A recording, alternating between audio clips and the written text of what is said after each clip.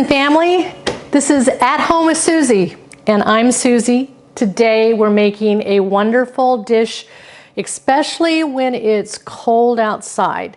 When it starts getting chilly, we need to make chili. That's right, today we're making chili, the easiest recipe that I have ever used. I use this all the time. My family's always calling me, can you give me the recipe for this chili?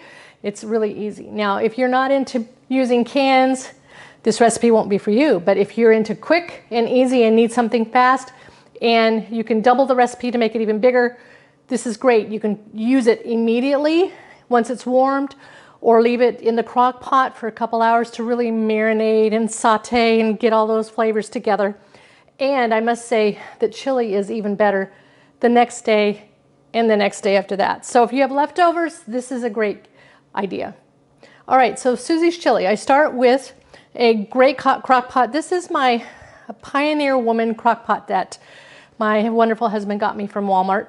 I love it. It travels well. It has these grippers on the side to grip down the top of the lid down, so if we travel with it, it won't spill out in the car.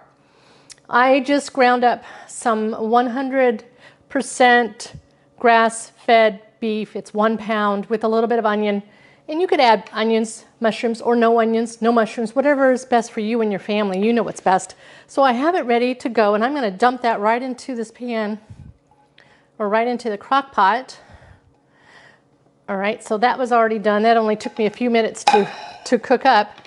Now, the first thing I'm going to use is Campbell's tomato soup. 1 can of this. This is sort of a dump type chili. The next secret, which you know that our family loves, is the Old El Paso red sauce, enchilada red sauce. It's the medium red sauce. So I'm putting that in. Now, if you want yours really hot and spicy, use the hot one. They have 3 different types. They have mild, medium, and hot for the Old El Paso. 1 can like that. 1 can of diced tomatoes. Any brand will do, but I like this, this one I think I got from, I think it was Winn-Dixie. We have Winn-Dixie down here in Florida.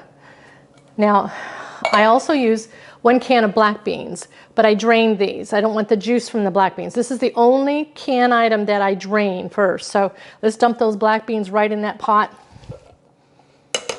Make sure all of them are out. Yep, we got them all, yay. And then right here is some chili beans. Now these chili beans are red beans with chili sauce in it. So the sauce is really yummy and it kind of adds to the overall flavor. So I didn't drain this. So I didn't drain anything except for the black beans. Let's just dump this.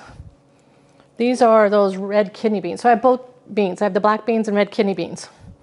Dump that in there. Now if you want to add a little bit of red pepper or chili powder, go right ahead. I tend to not do this because I'm not a real hot in the mouth type person. My husband likes hot. Now we both like flavors, and this will be very flavorful even without these, but I think these are ancient. I think my grandmother owned these.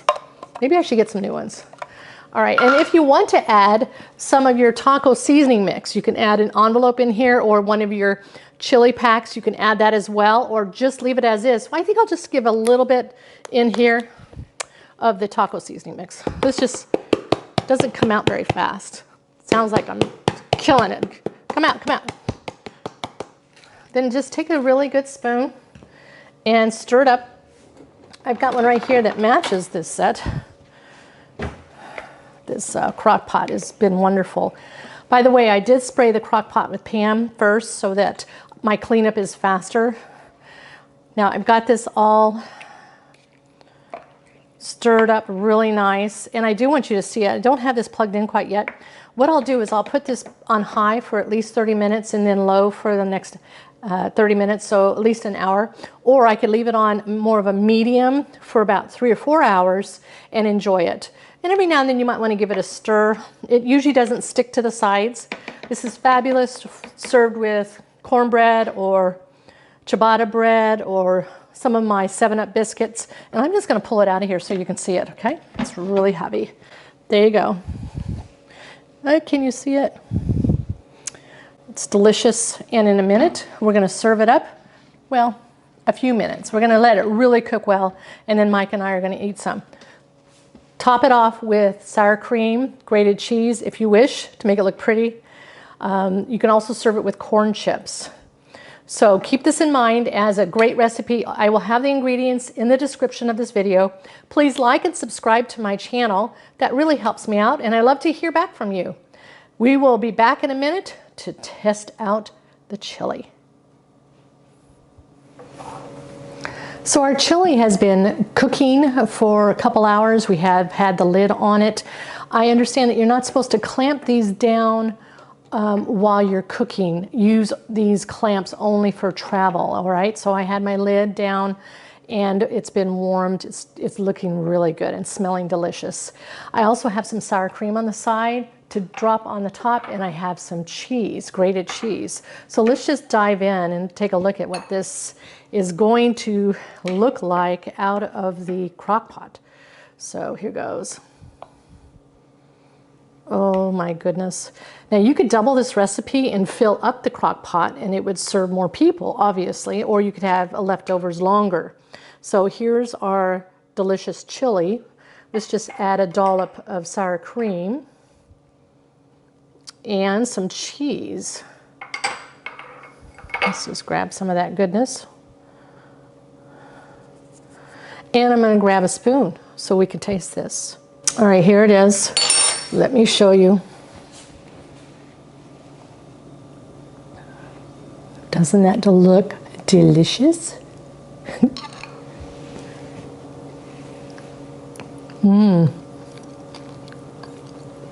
This is one good chili. Amazing. Try it. Let me know what you think. What does your family think about it? Oh, it's so good I can hardly talk.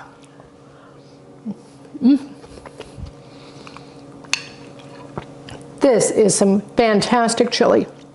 All right, we'll see you soon for the next recipe with Susie. At Home with Susie. Bye now.